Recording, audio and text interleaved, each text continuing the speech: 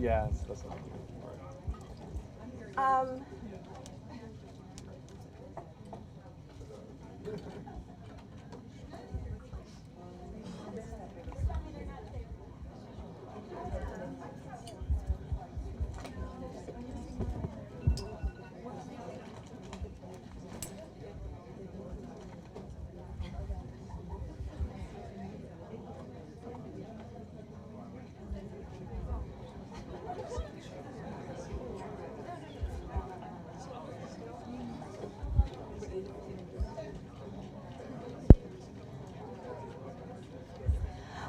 Hi, while we're waiting, we'll start in a minute. I'm just curious, how many here for the first time? Oh my Lord, that's amazing. How did you hear about it? You can just shout it out, the Expo. Did anyone see our billboard on Fairfax? We've got put our first billboard up on Fairfax in West Hollywood. Anyways, this has been so exciting to see so many people come to the Expo. Everyone's been wanting to gather in community between the exhibitors, the attendees, and the speakers. It's been absolutely enticing and so inspiring, and on a Friday especially. So I thank you all for coming out. We're just letting some more people come in, so I think let's just wait a minute or so, get everybody settled, make sure your cell phones are off. I'm Donna Schumann. I'm the publicist. I've been involved for about 10, 12 years with the Expo. We're in our 21st year, by the way. Can you imagine? Yeah. Okay, we still have more people coming in. Where is our speaker? There he is. Okay. There he is. Okay. So, I am so thrilled to be introducing this visionary, this icon of inspiration and activism in the planet today. I've known Mikki Willis for a very long time. We've done some amazing events together, some rallies. Jane Fonda marching down Hollywood Boulevard with a bullhorn to get her money out of Wells Fargo Bank. And Mikki was the filmmaker. I mean, we've had some enticing times doing a press conference in a dry cleaners because it was the only place I could find. But my thing about Mikki is what he does and how he presents himself in the world is so amazing. As a father, as a wife, as a husband. I gave it away. I'm so sorry. I outed him. Cancel. It didn't happen. His wife is here, actually. But it's true. And the way that he lives his life and how he imparts it out into the world has been amazing. I mean, he's a true pioneer. There's no one like Mikki Willis. I mean, he just has the brightest smile and the biggest heart. And I've been so honored to have been working with him all these years. And I'm going to read you this, but you pretty much know all about it. So he's a best-selling filmmaker. I'm sure everyone's familiar with Plandemic. Plandemic 1, Plandemic 2, over 1 million, probably way over 1 million now I've seen. How many? Yeah, a billion. Seriously, and actually, it's for free. People can watch it. So we're really fortunate. If you're around here Sunday night, Pandemic 3, a rough cut is going to be screening. He wanted it to be for free at 8 o'clock on Sunday night. It's going to be upstairs, and we have special guests. We have Mikki, we have Del Bigtree, should I mention, and Dr. Judy Mikovits. 8 o'clock Sunday night. So Mikki, he is known globally and respected for exposing corruption at the highest level. His filmmaking is accredited to helping win major lawsuits against some of the most powerful forces of the major media, powerful media, and he still continues to thrive and grow and evolve. So I am so thrilled to introduce to you, fresh from Austin, Mikki Willis.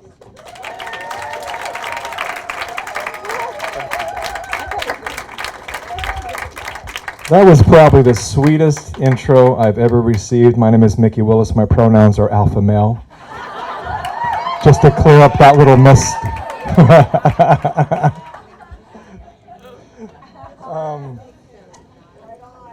It's good to be here. You know, I was born and raised in California, and we've been in Texas for 2 years now, which Texas is awesome.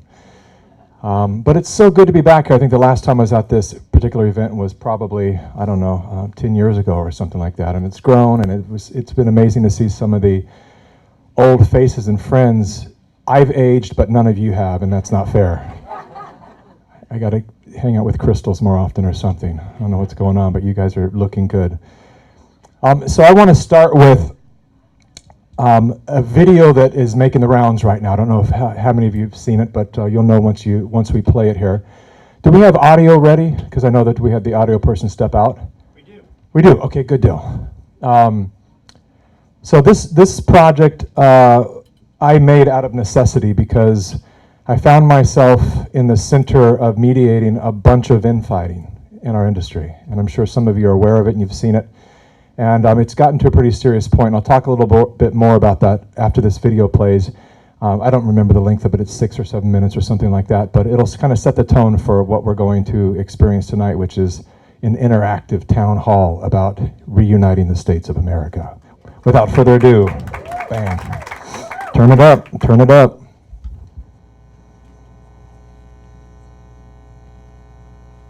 It's a dark comedy.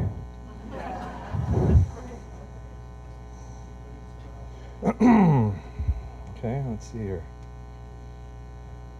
I was told to just... I've been a human rights activist for almost 20 years.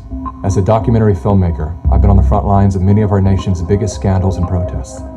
From that perspective, I've been an eyewitness to the rise and fall of numerous people-powered movements.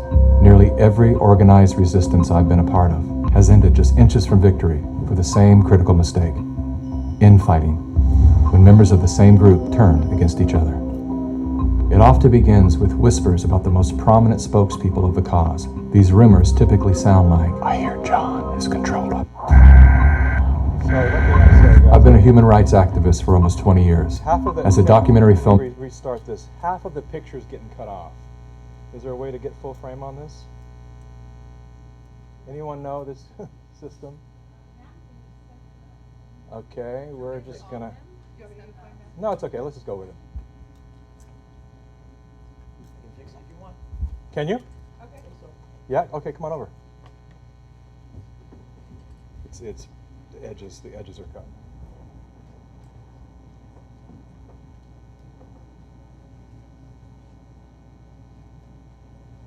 So while we're doing that, I want you guys to ponder one question, which will be the first question I ask for you guys, and that is, other than freedom, what is worth living and dying for most? So let's not answer yet, but sit with that. And then after this video, I'd love to hear a bunch of your answers. So other than freedom, what is it that is worth living and dying for? We can just play. Yeah.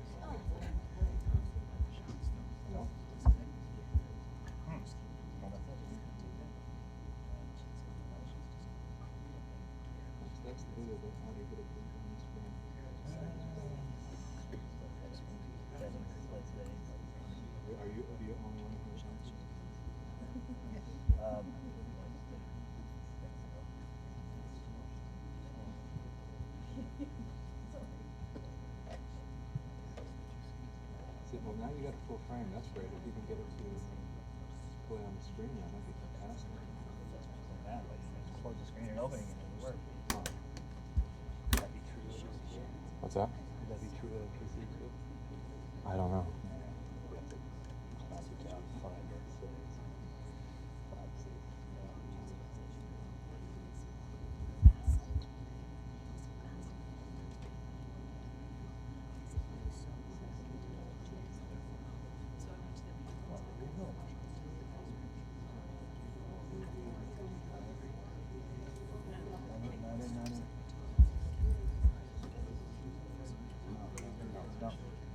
I don't know, maybe, I don't know. Can you get, is there somebody you can call to help? You guys ask right outside the door, I'll again. Yeah.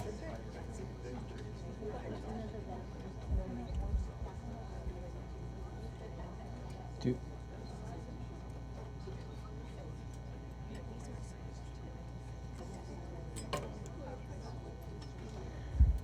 All right. Well, while we're trying to get the technical issue solved here, let's jump into that question that I asked a moment ago. I know a couple new people have filtered in, so I'll ask that again.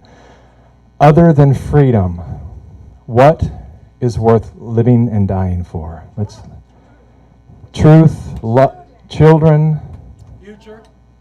family, future, integrity. What was that? The earth. What is worth living and dying for other than freedom? Sovereignty, okay. Anything else? Growth. Love. So anything you say, it's fair to assume that those are the things that are under attack right now. And it's very important that we understand what's really going on in our country and in our world. And there are a lot of theories, and there's a lot of information, and there's a lot of misinformation, a lot of accurate information. Oh, well, you teased me. And but to really understand, so we can start to navigate our path of life in the direction that we choose, that isn't chosen for us. It's important for us to know the trick of what's really going on. And it's been going on for a long time, but only until the horrific gift known as COVID did it appear for many people. And it's very similar to, I want to use the analogy of a magic show. You can be dazzled by the trick until you actually study. My little guys, I have an 8-year-old and an 11-year-old, and they love to watch magic on YouTube and work on the tricks. And it's dazzling until you actually learn how to do it. And then it's even more dazzling. Then you realize how amazing people are with a sleight of hand.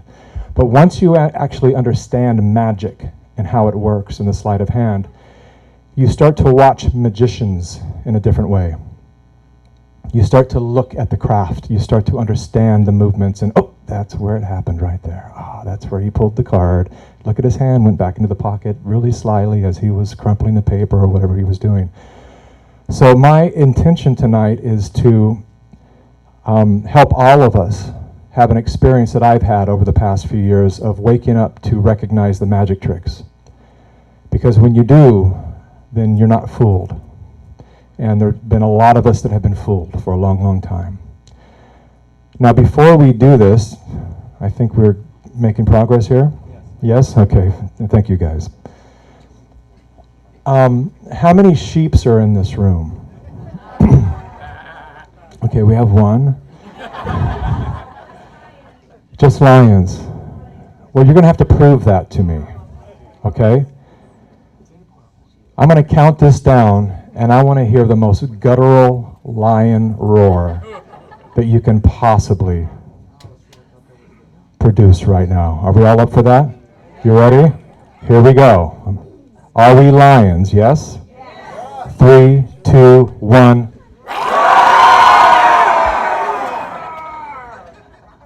Nice. My wife and I started a educational program, not legally allowed to call it a school, but it's something very similar. We don't have teachers, we have mentors. It's a learning center. Because we're focused on solutions right now. I reached a point where I got tired of all the problems, and I said, you know what are the problems that we're facing right now? And that is, we have two kids. Education is corrupt and dangerous. A lot of you parents know that. And so let's create our own alternative to that. And the school is called The Pride because we're raising little lions. And it just completed its first year and it's doing really well. I'm going to make a movie about how we built the school, and we're going to share it with all of you for free so all the other parents can go off and do what we did, which was both easy and really difficult at the same time. Is it ready? Yep. Oh, sweet. Okay, so we'll start with this. I got it. Thank you. Okay. Ready? Turn it way up, please. I've been a human rights activist for almost 20 years. As a documentary filmmaker, I've been on the front lines of many of our nation's biggest scandals and protests. From that perspective, I've been an eyewitness to the rise and fall of numerous people-powered movements. Nearly every organized resistance I've been a part of has ended just inches from victory for the same critical mistake: infighting, when members of the same group turn against each other. It often begins with whispers about the most prominent spokespeople of the cause. These rumors typically sound like, "I hear John is controlled opposition," or "Some people are saying Jane is compromised." While the use of infiltrators and agitators is a very real thing, I've yet to experience one scenario where such a label was accurately applied. And suspiciously, these labels are always branded on the people who are making the most progress. With the degradation of their reputation goes their contribution to your life. Prior to social media, people actually sat down to dialogue through their differences.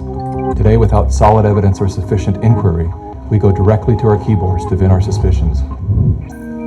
Even after the rumor is proven false or simply fades away, some level of doubt and division always remains. This is all by design. Part of what allowed so many people to walk away from Assange was some of the Me Too allegations that had surfaced and that were ultimately discredited, stuck in people's minds. The voices of propaganda are masterful at this game. They knowingly run a false story, then retract it, knowing the lie will reach millions, but very few will see the correction.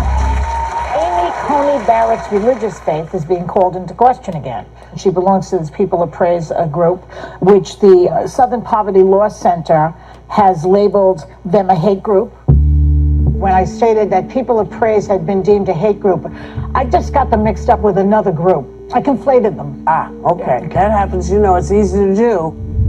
In the words of former CIA Director William Casey, "We'll know that our disinformation program is complete when everything the American public believes is false." The planting of divisive rumors is one of the most common tactics used in psychological warfare. As the lies bloom, like worker bees, well-intended citizens pollinate the masses with poisonous disinformation. What the gossiping bees fail to realize is that they themselves are doing the work of controlled opposition. They are literally, unwittingly, working on behalf of the very forces they believe they are resisting. Again, all of this is by design. While we've all been distracted by the latest trends and tragedies, everything that has influence on our behavior has been infiltrated by an agenda to control our thoughts. Whether their goal is to make us purchase a product, vote for a political party, or submit to experimental inoculations, there are forces at work who understand the functionalities of your mind far better than you do. Their goal is total control. But because they are the few and we are the many, they can only achieve total control through the age-old tactic of divide and conquer. You're either with them or with us. Never before have we been so divided. Divided by politics, religion, nation, state, race, class, gender, and now, vaccine status. To better understand how we got here, consider these three quotes from The Art of War by Sun Tzu. "The supreme art of war is to subdue the enemy without fighting. Victorious warriors win first and then go to war. The secret lies in confusing the enemy so that he cannot fathom our real intent." Though Sun Tzu lived over 2,500 years ago, his work remains at the heart of our CIA, as well as the Chinese Communist Party's strategy today. It's no coincidence that around the same era as Sun Tzu, the words "united we stand, divided we fall" were first recorded. It is unity that will save our communities. As you see in the audience, Muslims, Christians, the Jewish community, Democrats, Republicans, white, black, everyone all in between. This is the example of what you get when you choose to attack all members of the human family. Our greatest power is our numbers, hence the relentless effort to shatter us into broken fragments. As their agendas are being exposed, the dividers will stop at nothing to cover their crimes against humanity. They have bunkers. All we have is each other. The good news is, that's all we need.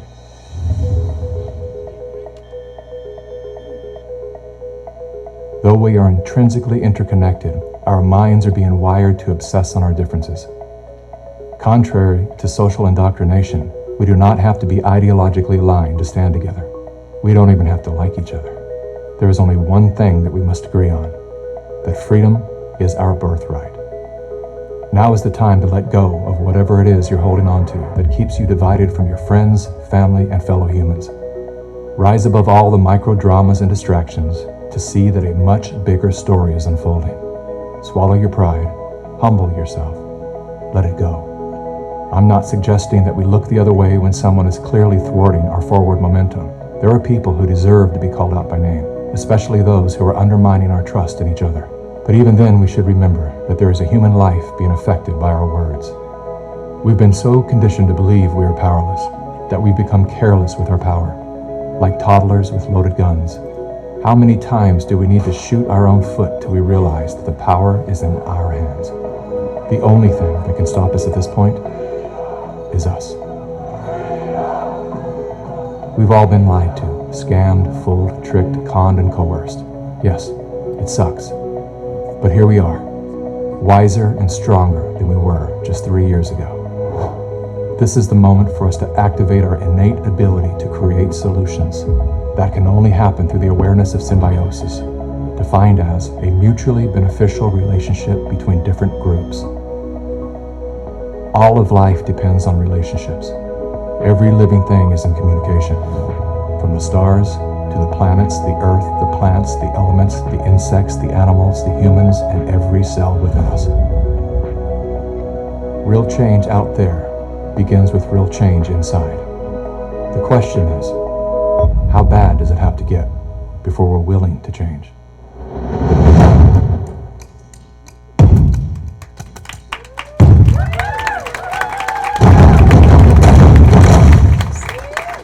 Awesome. Thank you. Thank you. So I had no idea this was what I was going to be doing with my life. In May of 2020, when I hit that send button, we actually said, "May the 4th be with us."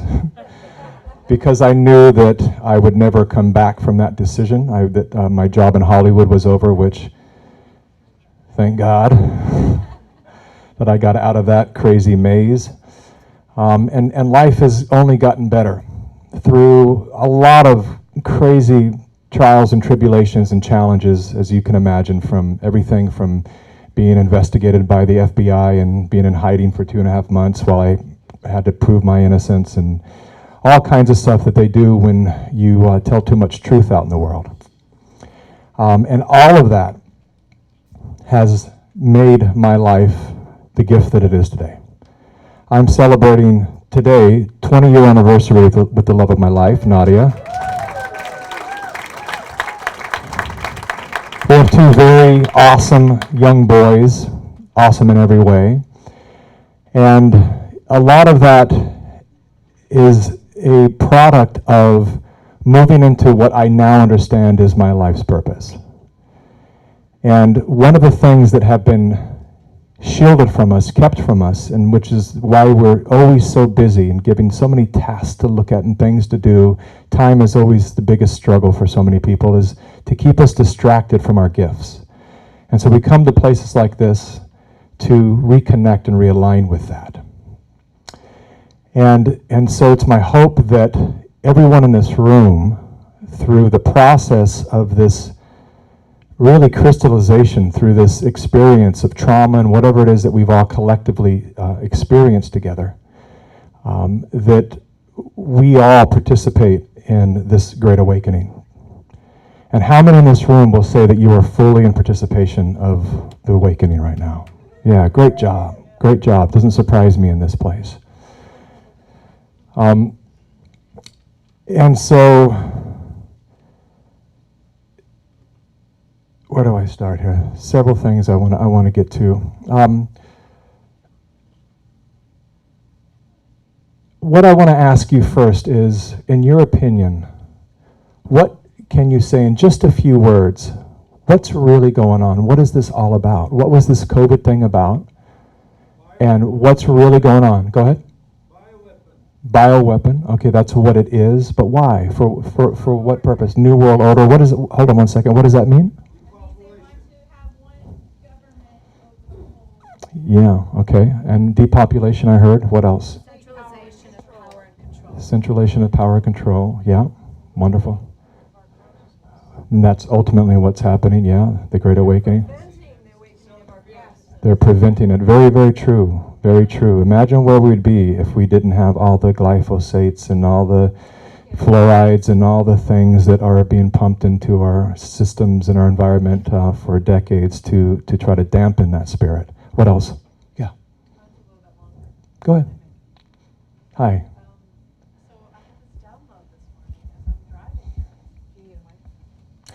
Yeah, let's get her a mic. Cool. Now by long you mean like 3 minutes long or like 30 minutes long? Really Okay, cool.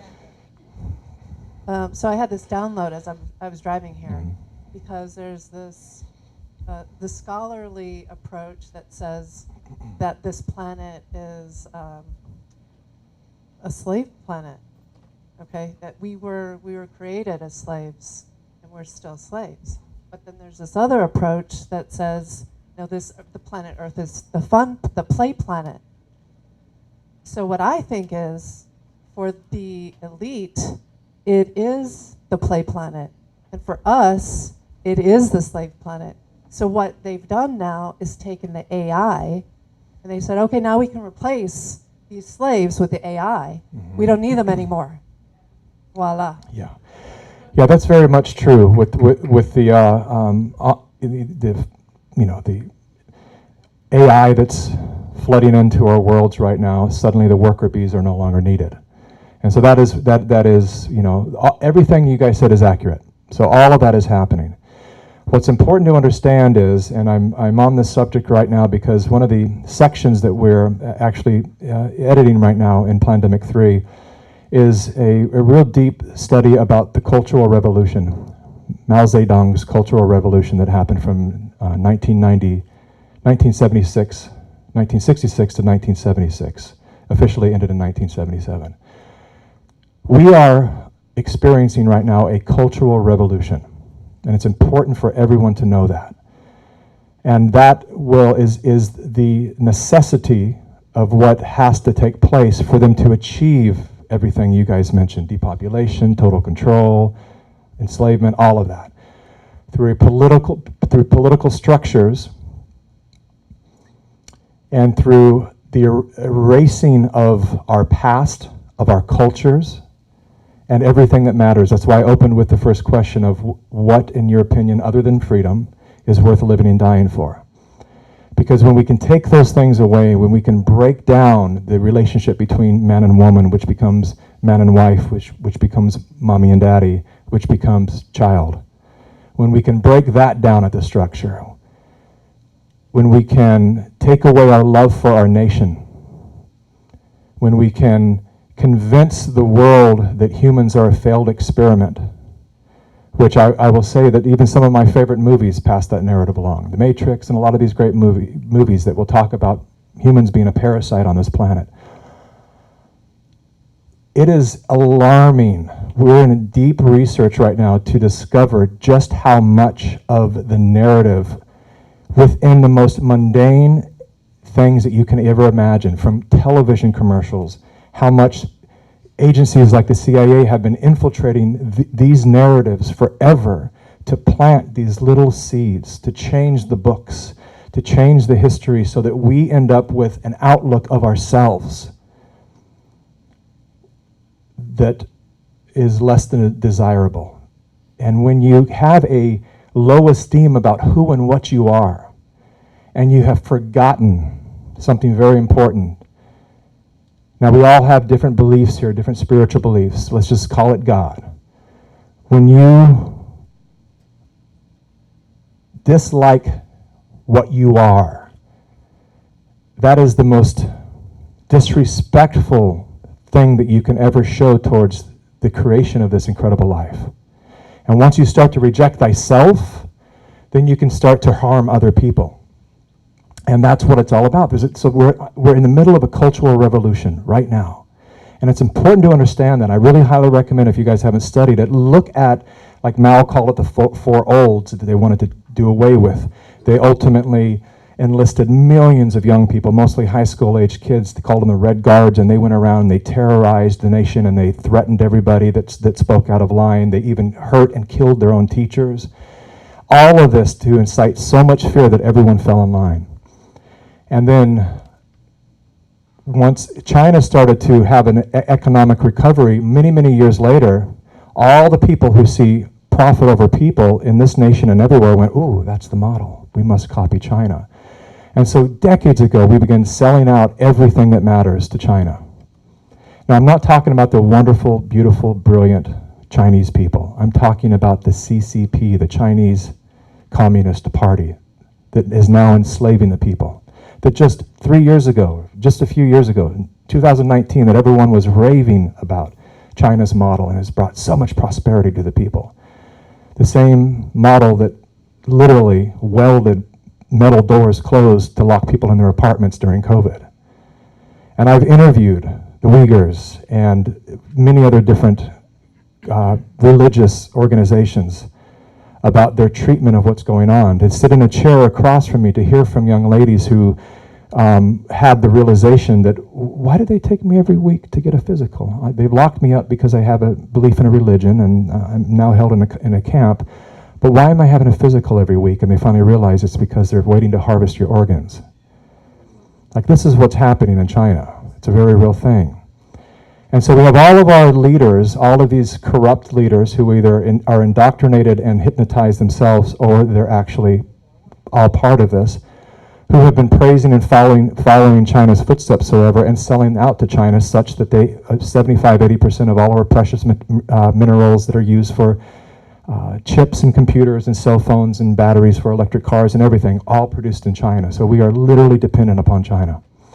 And it's important to understand that so that we can start fighting those powers with the awareness of what's really going on. Very, very important. And it's the understanding that groups like this carry. This is the darkest this talk's going to get, because you all know me for being bright and positive, but it's important to know what's going on. It's also important to know that I've spent almost 30 years studying the work of a man named Joseph Campbell, The Hero's Journey, and other people who have spent their lives studying mythologies. And years into this study, I had an awakening myself, because I realized this is all starting to sound the same. Like every story, from the stuff etched on the cave walls, told at the campfires, finally written in sacred scripture, we're actually talking about one story here. And it's literally the story that's unfolding right now. And do you know who the hero of the story is? Yeah. It's you. It's us, together. And none of these stories have ever been told where the darkness wins.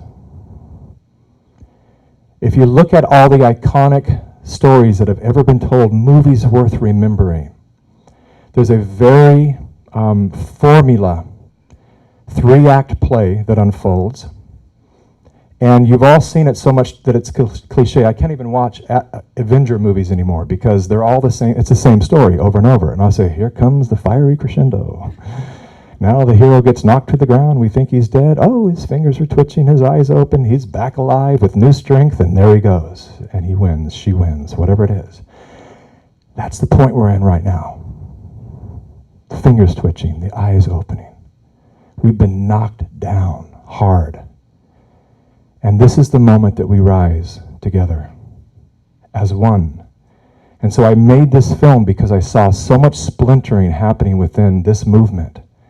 Traveling all over the world, speaking with all these incredible doctors, and being really close with all of them. And then seeing some of them in lawsuits against each other and talking about each other online, and Robert Malone and CIA and that around.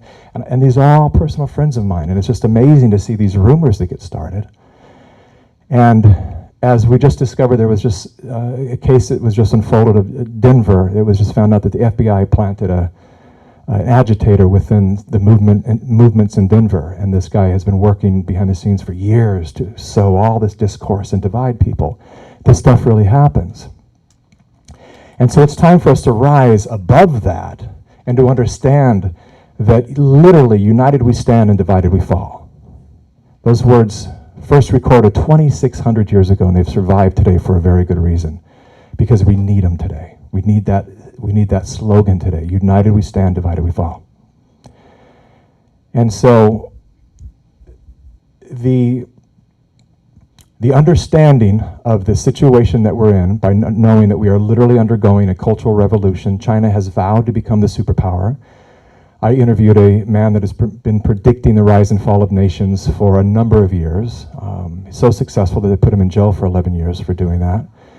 And he said that in 2034 or so, that China will become the economic superpower. And but as we've learned, a lot of models and a lot of things can actually be overturned. And so it's up to us to overturn that, because as you'll see if you watch, I'm showing about 30-40 minutes of clips of Plandemic 3 on Sunday night, and you'll see some people speaking about that actually lived under Mao Zedong. And I have interviewed now probably 300 people who have escaped communist regimes, communist nations.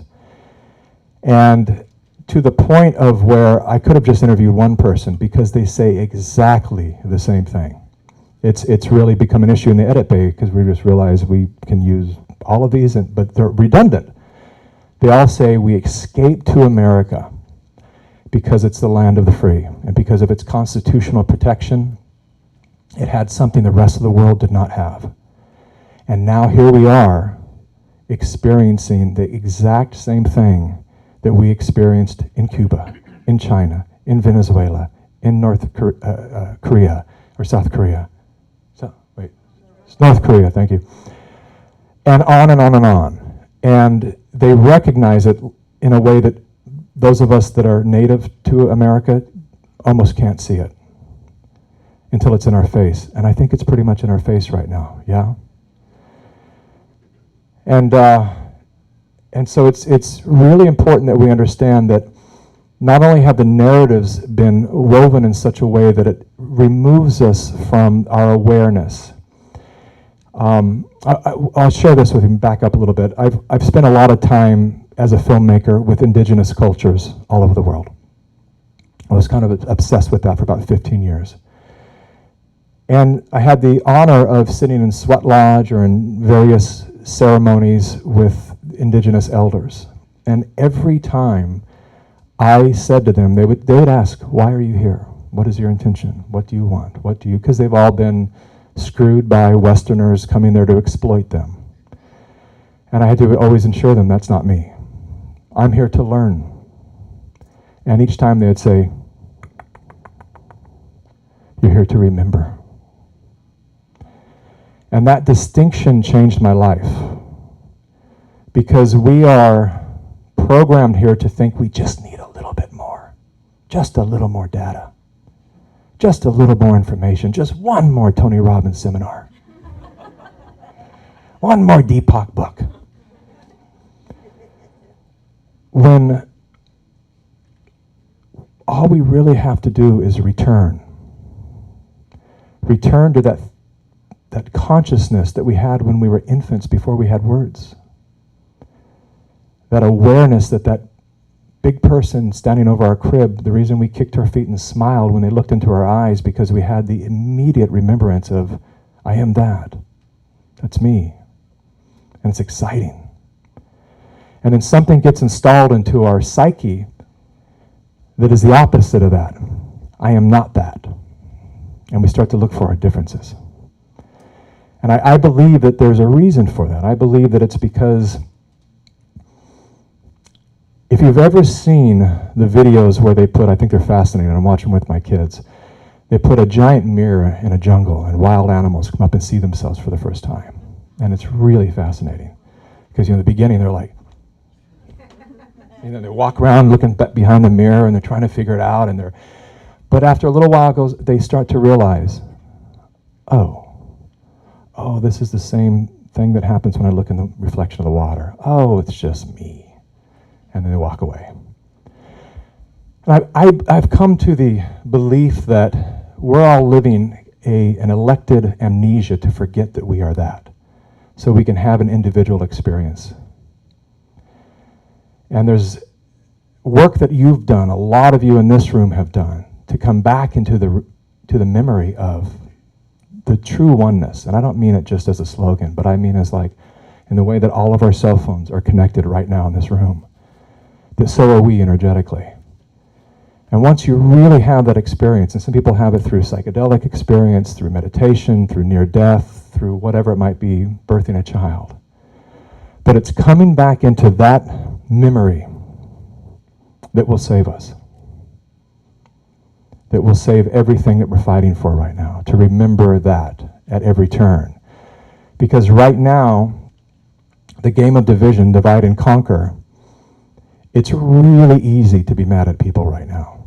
It's really easy to be mad at the people who shamed everyone for not wearing a mask, or for the people that believe in masks that are mad at the people who didn't wear them or wouldn't wear them.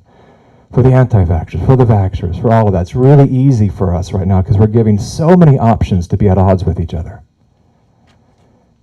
But how rare is it that you ever see on TV someone pointed out how connected we are and how similar we are, and how there's a place called humanity that we need to come back to. And so how do we do that? How do we do that? That's my question for all of us right now. I want to open this up and pass the mic around. How do you do that? What is the swiftest way, the most grounded way, in as fewest words as possible? We can pass a mic around, can we? Microphone, here it comes. Okay.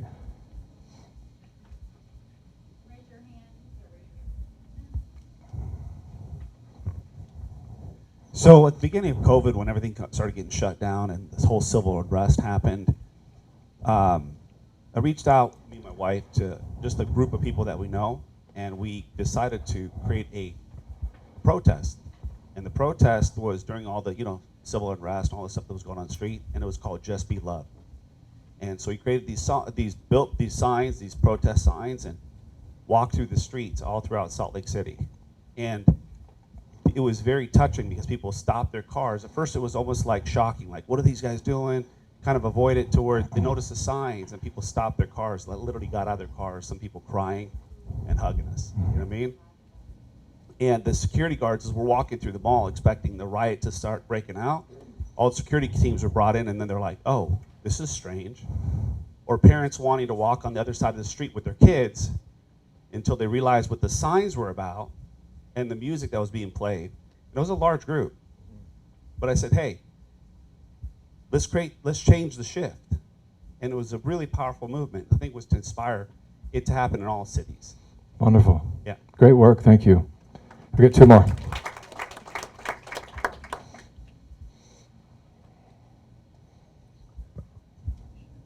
Keep listening with respect for another's opinion. Beautiful. Keep listening with respect for another opinion. Deeply. Yeah. Last one. I think we all need to step into our superpowers. We're all here this weekend for this reason, to be the change we wish to see in the world. And we need each other, and we don't need to do it alone. We each have our superpower, and we need to support each other in that. And that's how we become the change in the world. Yes, thank you. I will tell you this, I have, the miracle that is my life has allowed me to sit down and befriend and interview so many extraordinary people.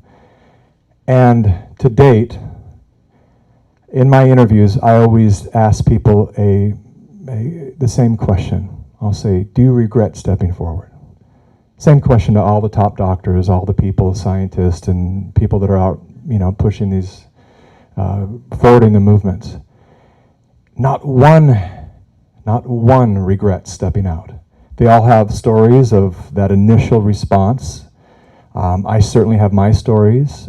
We literally had our beautiful little conscious town of Ojai, California, 8,000 people suddenly turned incredibly passive aggressive and started a petition to make my family move because pandemic was so harmful. Now they're having town halls where people are saying, that's what they warned us about. Too late, we moved. Best move of our life.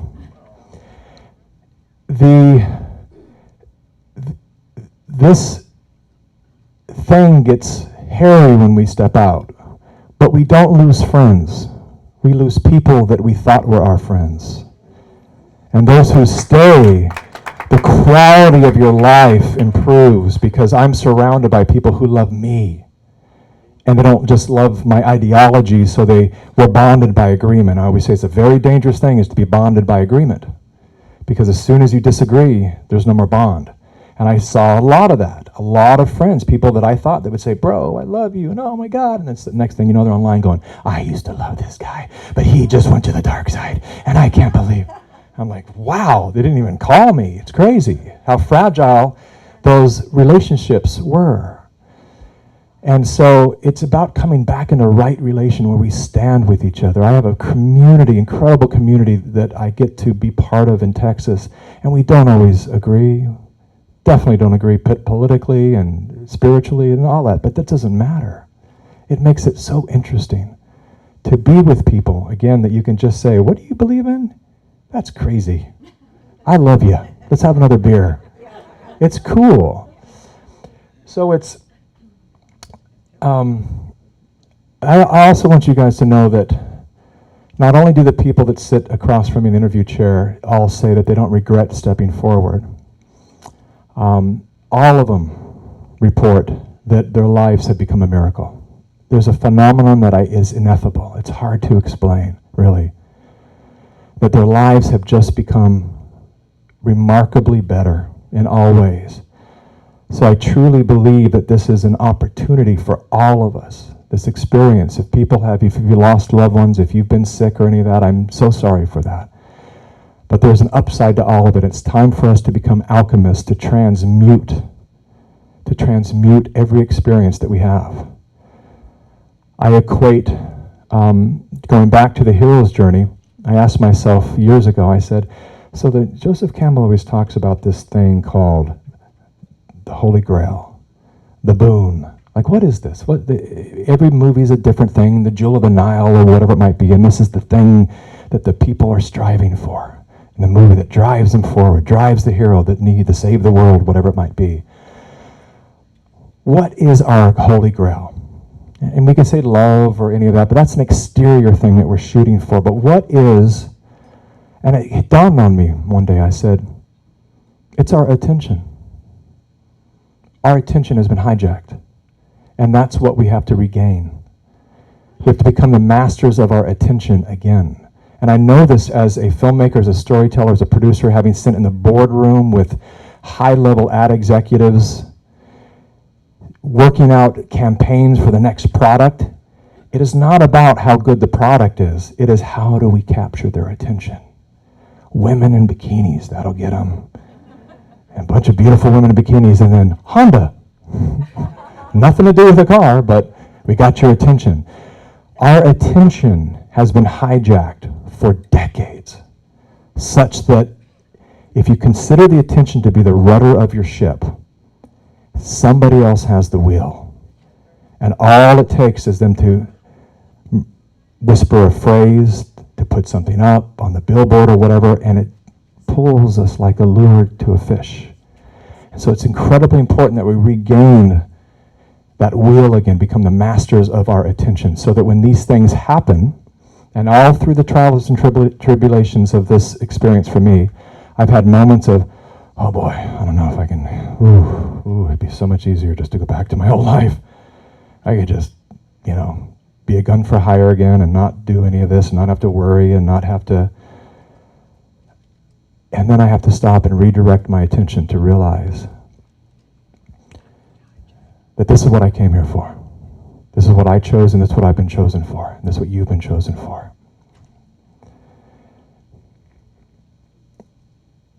And the other gift of my job that I want to leave you guys with is this. So I've been interviewing everyone from scientists to economists to politicians to law enforcement to futurists, everyone you can imagine. Most of them will never make it into my next movie, but it's a learning process to sit down with these people for 2 hours and then to edit their interviews. I'll release the interviews later by themselves. They're all fascinating. But what I've gleaned from all of that is a perspective that if your only window to the world is a digital screen, you probably are unaware of. But right now, despite all of the darkness and the ugliness and the fact that we're awakening to an agenda that is literally seeking to take our lives and freedom away, we are winning. So many victories are happening on a massive scale. We have major, the mouthpiece for that agenda is the mainstream media. They're collapsing. CNN tried to open their online version, lasted 30 days because no one subscribed. Don Lemon, Rachel Maddow, Brian Stelter, everybody fired, gone, folding, collapsed. CNN was going to be here tomorrow to interview me, but they didn't have the budget. Isn't that awesome? People are flipping. We got Russell Brands of the world. We have all these people like me, former far lefties that are going, well, what the fuck is this? Is bullshit. I'm speaking out. And they're doing it. And they have 6 million subscribers on YouTube. And Bill Maher is flipping. All these people that you'd never think, that are waking up to say, what's going on? And all they know right now is this woke culture thing. But if they understand the woke culture thing is the cultural revolution, it is meant to be this way. The game is to create.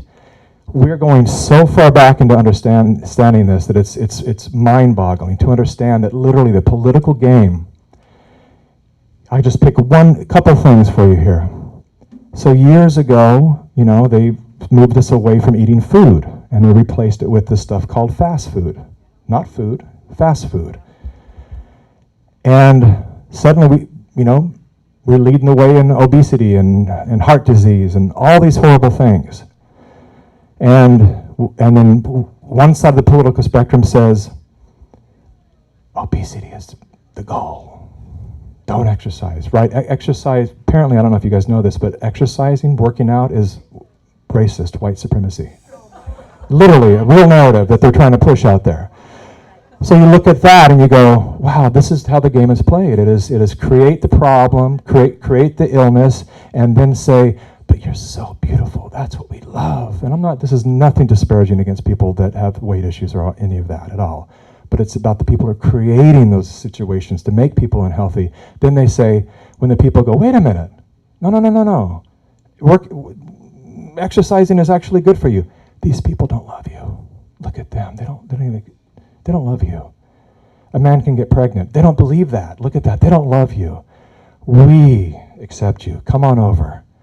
And that's the game. And then it's creating an environment of total dependency of these cultures, because now they go, you're the only one who loves us.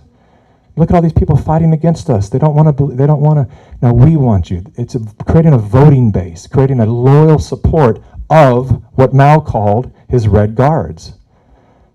Ironically, I would call them blue guards these days. You know what I mean by that. And so it's being aware of that these ideologies, it's what I call weaponized morality. How did they get so many? Why did my little town of Ojai, organic food and meditation and yoga and all of that, why were everyone's wearing a mask, everyone's looking at me in the grocery store like this, after pandemic, like that kind of that. Well, how did this happen? I thought they were the conscious ones. What happened? Weaponized morality. You have to understand that the more you care, the more susceptible you are to these programs. They're built around people who have big hearts. They can say, you're going to feed the children. You're going to help the minorities. You're going to fight for the women. Yes, don't you care? These people over there, they don't care, but we do. And of course, that's how they got me. I woke up politically on the road documenting Bernie Sanders in 2016. How many of you are aware that I was out there? You may remember my posting and big promoter of all of that. And it was being behind the curtain of that going, oh shit. I thought, I knew socialism was not good, and I heard democratic socialism was good, but it sounds like the same stuff to me. And then when I asked people, what's the difference? They couldn't tell me. They were just let in by a word of, it's democracy. That means it's socialism for and by the people. And I would say, well, how? In interviews, I edit what I shoot, so I know when I get a totality of an interview. And if I don't get a totality of an interview, it eats me up because I know I'm going to go back to the edit bay and struggle with this one. And I never had more of a challenging time than when I was on the road interviewing people that were part of the Bernie Sanders movement. Because I'd ask them a question, and they'd just be like rambling off and then something else. And I'd say, that sounded good and beautiful, but it had nothing to do with my question. Let me try this again. And it's because they couldn't answer it. They literally could not, they didn't know themselves. They had been roped in and hypnotized into something that felt good. And all that movement is about is de-incentivizing successful people. They don't want Elon Musk of the world. They don't want somebody who can buy Twitter for $44 billion and open it up and show the world what was really going on behind that curtain. So they want to tax them 90%. And what happens when you tax successful entrepreneurs and innovators that amount of money, they lose all incentive to innovate. And that's the goal. So now you have just a bunch of people going, okay, and part of COVID was, we're going to shut down your businesses. It doesn't make sense, though. We have a health business. We have something that can help people, and we can, we shut that down. Walmart stays open, and that stays open. But you guys are shut down. Liquor stores, that's fine. That's fine. Why? Why is that? What's going on there? Because they want to create a state of dependency. They want to get you all open to socialism. They want you to go, here's a stipend. Didn't that feel good? God, yeah, that did actually feel good. Thank you, government. You are so kind. Well, we're going to shut you down another month and give you another paycheck. Isn't that great? Government, daddy, thank you. I vote for you. Take care of me. You know how many kids I've interviewed that were like, I love this shit, man. I smoke pot all day and play video games. It's awesome. I say, uh-oh. Uh-oh. Generations thinking that that's the way to go. You get handouts, and then that handout becomes, oh, you just said something online that we don't like, so you're not going to eat this month. And now we're going into central currencies and social credit scores and all of that stuff. That's what's happening in China. That's what they're trying to bring here. And so it is up to us to fight that with every dollar we spend and every word we speak. Do I have your promise that everyone in this room is going to fight that with every dollar you spend and every word you speak? Yes. If you stick to that promise, then we cross the threshold and we get to be the generation that looks back on history and we say, we were the ones who crossed that threshold. This is what almost happened to the land of the free and the home of the brave. And we were the children that stepped forward to say, in the name of our children, in the name of our future, in the name of this nation and everyone who has died and bled for it, you will not take America. It is ours. Yeah, And so it is. Thank you.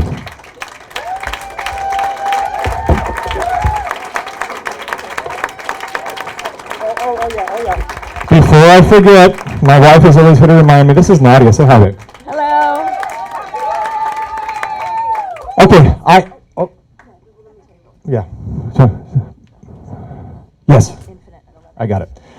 I have books in the back here. As some of you might not know this. So one of the reasons Pandemic 1 became, as it was revealed when Donna was here, definitely the most seen independent film in history, but perhaps the most seen movie in history.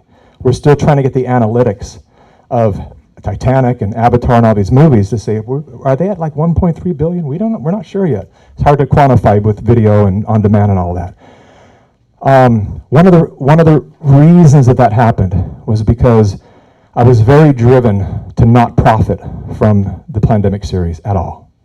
I had an offer for $17 million, $1 million if I signed my name, and then over the course of 3 or 4 months, another 16 million, and I said no.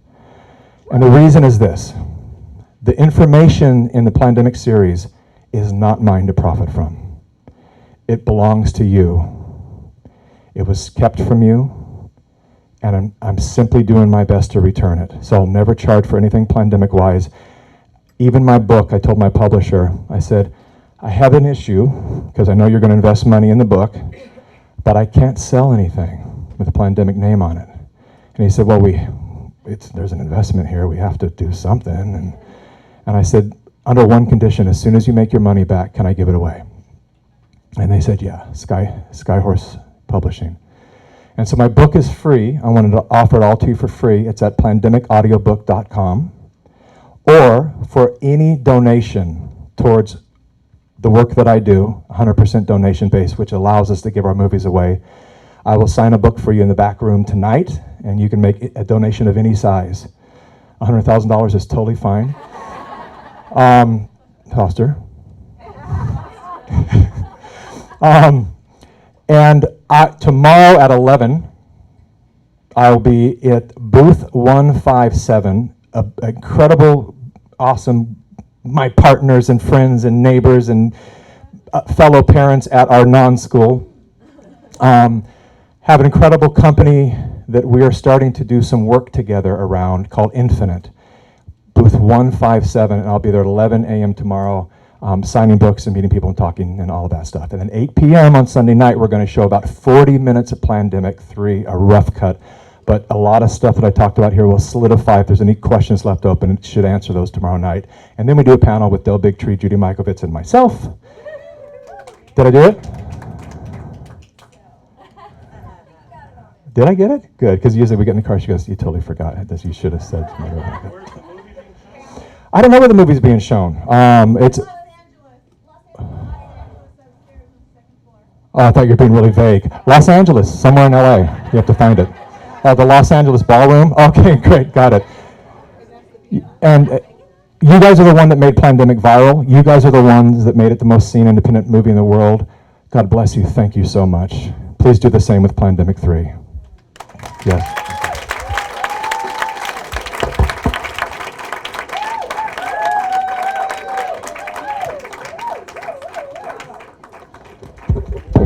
And we did film this, and so if anybody wants a copy of the DVD, we'll have it down in the lobby starting Sunday morning. And we also got Sean Stone, too, as well, along with the other 6 tracks. Thank you. Bye.